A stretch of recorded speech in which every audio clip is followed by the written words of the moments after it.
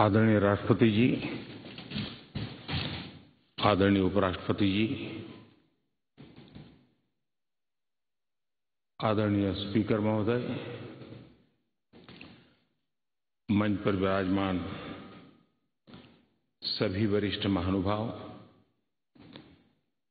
और सदन में उपस्थित संविधान के प्रति समर्पित सभी भाइयों और बहनों,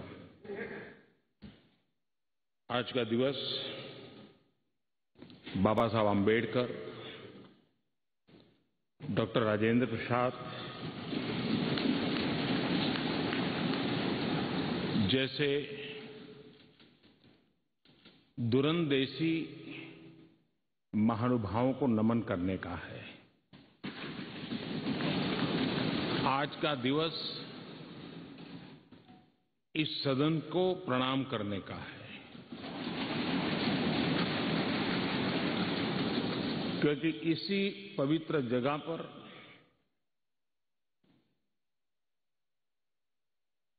महीनों तक भारत के विद्वज्जनों ने, एक्टिविस्टों ने देश के उज्जवल भविष्य के लिए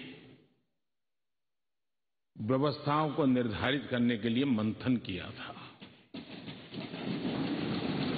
और उसमें से संविधान रूपी अमृत हमें प्राप्त हुआ है, जिसने आजादी के इतने लंबे कालखंड के बाद हमें यहां पहुंचाया है। आज पूज्य बापू को भी नमन करना है। आजादी की जंग में जिन जिन लोगों ने अपना बलिदान दिया, अपना जीवन खपाया, उन सबको भी नमन करने का यह अवसर है। आज 26/11 हमारे लिए एक ऐसा दुखद दिवस, जब देश के दुश्मनों ने देश के भीतर आकर के मुंबई में वह ऐसी आतंकवादी घटना को अंजाम दिया। भारत के संविधान में सूचित देश के सामान्य मानव की रक्षा की जिम्मेवारी के तहत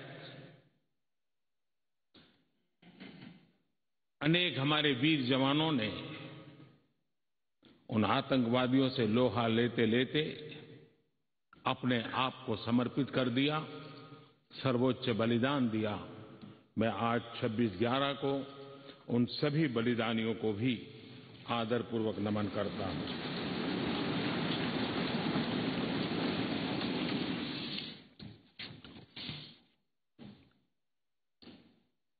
आदरणीय महानुभाव,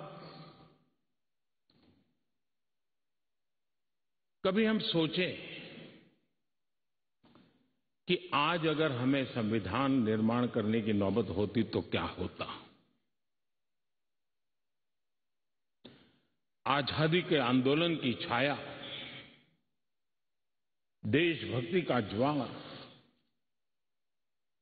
भारत विभाजन की विभीषिका, इन सब के बावजूद भी देश हित सुप्रीम, हर एक के हृदय में यही एक मंत्र था। विविधताओं से भरा हुआ देश, अनेक भाषाएं, अनेक बोलियां, अनेक पंथ, अनेक राजे रजवाड़े, इन सब के बावजूद भी संविधान के माध्यम से पूरे देश को एक बंधन में बांध करके आगे बढ़ाने की योजना बनाना, आज के संदर्भ में देखें तो पता नहीं संविधान का एक पेज भी हम पूरा कर पाते क्योंकि नेशन फर्स्ट कालक्रम से राजनीति ने उस पर इतना प्रभाव पैदा कर दिया है कि देश हित भी कभी-कभी पीछे छूट जाता है।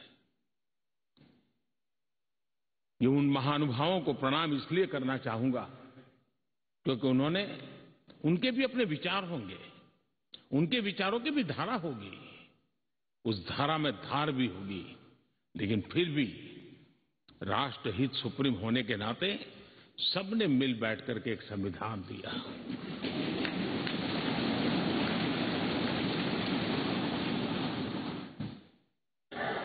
साथियों,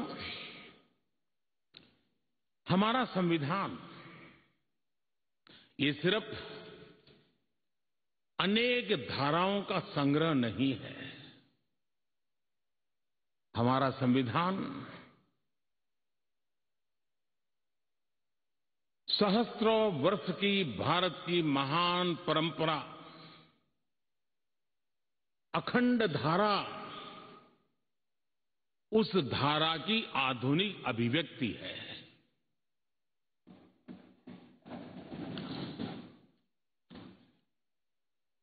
और इसलिए हमारे लिए लेटर एंड स्पिरिट में संविधान के प्रति समर्पण, और जब हम इस संवैधानिक व्यवस्था से जनप्रतिनिधि के रूप में ग्राम पंचायत से लेकर के संसद तक जो भी दायित्व निभाते हैं, हमें संविधान के लेटर एंड स्पिरिट को समर्पित भाव से ही हमें अपने आप को हमेशा सज्ज रखना होगा। और जब ये करते हैं तो संविधान की भावनाओं को कहां चोट पहुंच रही है उसको भी हम नजरअंदाज नहीं कर सकते हैं। और इसलिए इस संविधान दिवस को हमें इसलिए भी मनाना चाहिए कि हम जो कुछ भी कर रहे हैं वो संविधान के प्रकाश में सही है कि गलत है,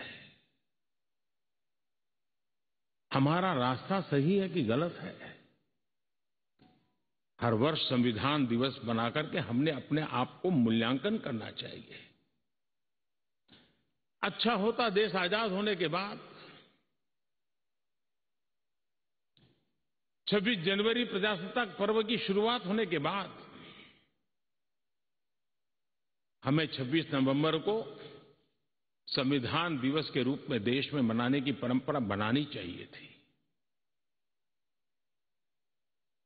ताकि उसके कारण हमारी पीढ़ी दर पीढ़ी संविधान बना कैसे, कौन लोग थे इसको बनाते थे, किस परिस्थितियों में बना, क्यों बना, हमें संविधान कहां ले जाता है, कैसे ले जाता है, किसके लिए ले जाता है, इन सारी बातों की हर वर्ष अगर चर्चा होती है तो संविधान जिसको दुनिया ने एक जीवंत इकाई के रूप में माना है,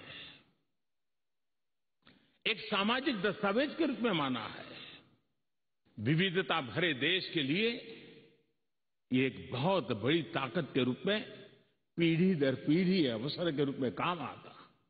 लेकिन कुछ लोग इसे चूक गए। लेकिन जब बाबा साहब आंबेडकर के 125वीं जयंती थी, हम सबको लगा कि इससे बड़ा पवित्र अवसर क्या हो सकता है कि बाबा साहब आंबेडकर ने इस देश को जो बहुत बड़ा नजराना दिया है उसको हम हमेशा हमेशा के लिए स्मृति ग्रंथ के रूप में याद करते रहें। और इसी में से, और मुझे याद है जब सदन में इस विषय पर मैं बोल रहा था 2015 में बाबा साहब आंबेडकर की 150वीं जयंती के निमित्त इस काम की घोषणा करते समय, तब भी विरोध आज नहीं हो रहा है, उस दिन भी हुआ था कि 26 नवंबर कहां से ले आए, क्यों कर रहे हो, क्या जरूरत थी। बाबा साहब आम्बेडकर का नाम हो और आपके मन में ये भाव उठे, ये देश अब सुनने के लिए तैयार नहीं है।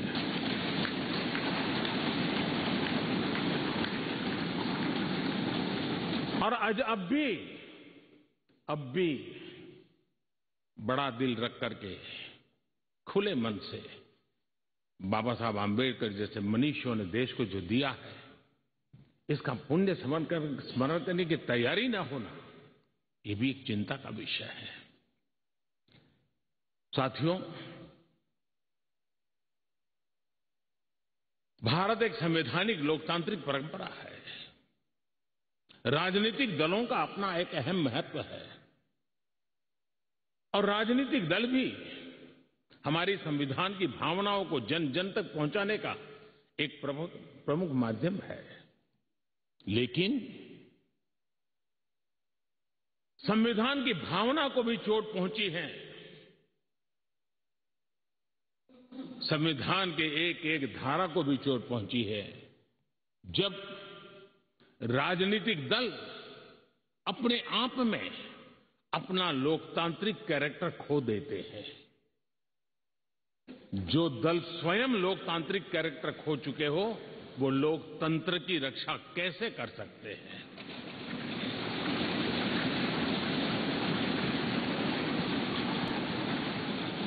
आज देश में कश्मीर से कन्याकुमारी, हिंदुस्तान के हर कोने में जाइए, भारत एक ऐसे संकट की तरफ बढ़ रहा है जो संविधान को समर्पित लोगों के लिए चिंता का विषय है, लोकतंत्र के प्रति आस्था रखने वालों के लिए चिंता का विषय है, और वो है पारिवारिक पार्टियां।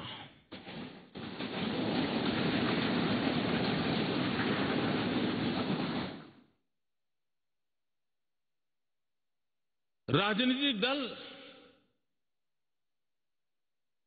Party for the family, party by the family,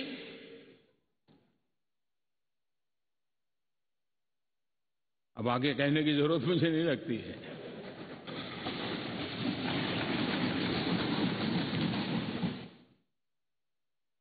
Kashmir से कन्याकुमारी हरी राजनीतिक दलों की तरफ देखिए, ये लोकतंत्र की भावना के खिलाफ है। संविधान हमें जो कहता है उसके विपरीत है। और जब मैं ये कहता हूं कि पारिवारिक पार्टियां, इसका मतलब मैं ये नहीं करता हूं कि एक परिवार में से एक से अधिक लोग राजनीति में ना आए। जी नहीं, योग्यता के आधार पर, जनता के आशीर्वाद से किसी परिवार से एक से अधिक लोग राजनीति में जाएं, इससे पार्टी परिवारवादी नहीं बन जाती है। लेकिन जो पार्टी पीढ़ी दर पीढ़ी एक ही परिवार चलाता रहे, पार्टी की सारी व्यवस्था परिवारों के पास रहे, वो लोकतंत्र, स्वस्थ लोकतंत्र के लिए सबसे बड़ा संकट होता है।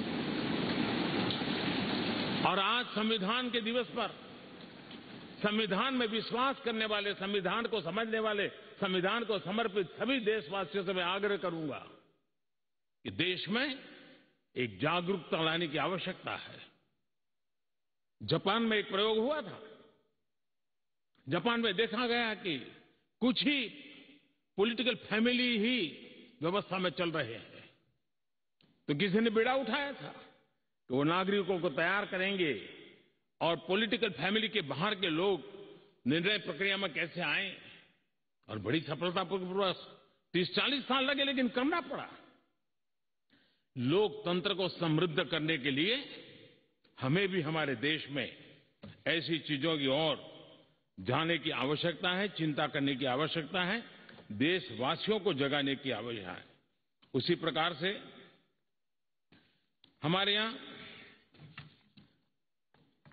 भ्रष्टाचार, क्या हमारा संविधान भ्रष्टाचार को अनुमति देता है? कानून है, नियम है, सब है। लेकिन चिंता तब होती है कि जब न्यायपालिका ने स्वयं ने किसी को अगर भ्रष्टाचार के लिए घोषित कर दिया हो, भ्रष्टाचार के लिए सजा हो चुकी हो, लेकिन राजनीतिक स्वार्थ के कारण उसका भी महिमा मंडन चलता रहे, भ्रष्टाचार को नजरअंदाज करके सिद्ध हुई हकीकतों के बावजूद भी जब राजनीतिक लाभ के लिए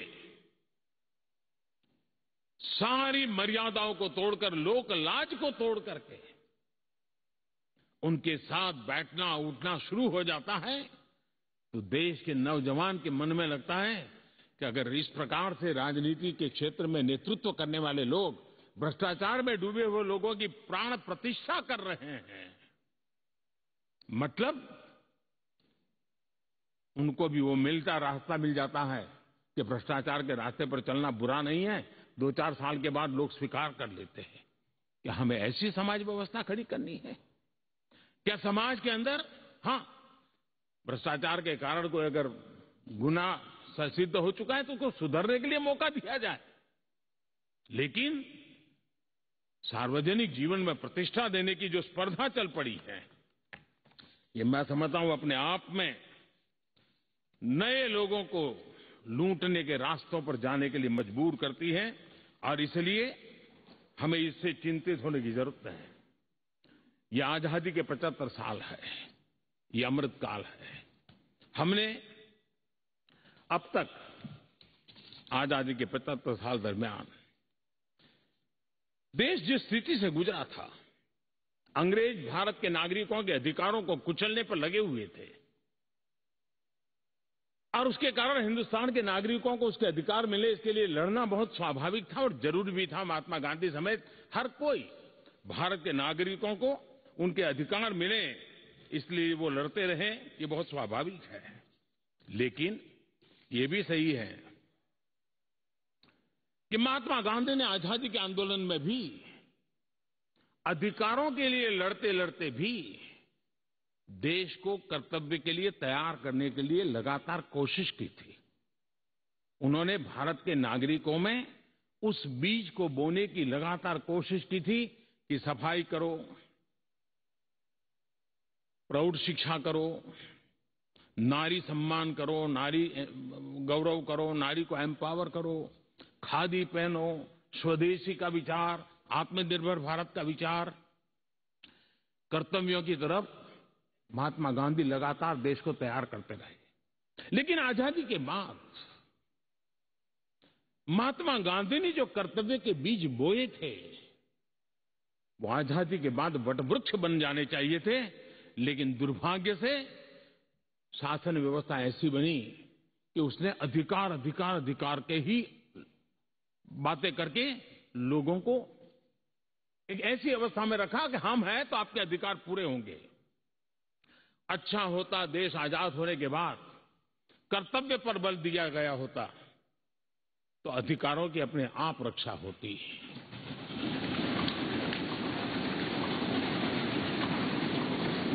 कर्तव्य से दायित्व का बोध होता है, कर्तव्य से समाज के प्रति एक जिम्मेवारी का बोध होता है। अधिकार से कभी कभी एक याचक वृत्ति पैदा होती है कि मुझे मेरा अधिकार मिलना चाहिए, यानी समाज को कुंठित रखने की कोशिश होती है।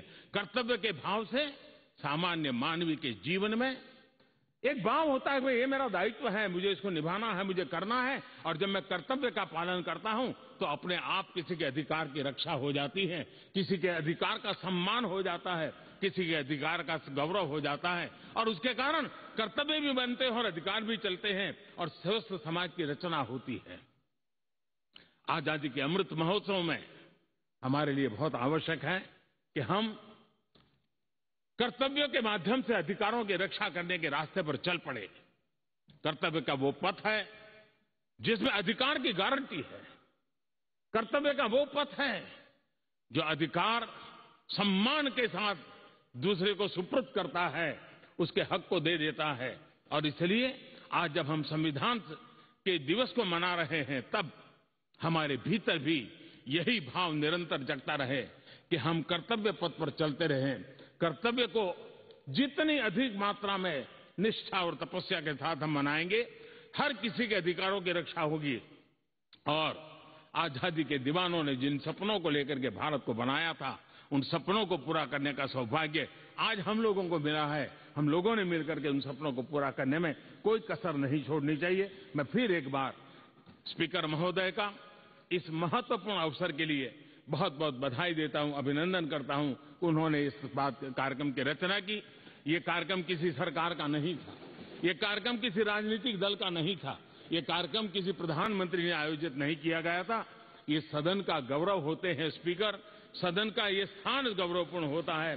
स्पीकर की एक गरिमा होती है, बाबा साहब आंबेडकर की गरिमा होती है, संविधान की अपनी एक गरिमा होती है। हम सब उन महान पुरुषों को प्रार्थना करें कि वो हमें शिक्षा दें, ताकि हम हमेशा स्पीकर पद की गरिमा बनाए रखें, बाबा साहब आंबेडकर का गौरव बनाए रखें और संविधान का गौरव बनाए रखें। इसी की अपेक्षा के साथ आप सबका बहुत बहुत धन्यवाद।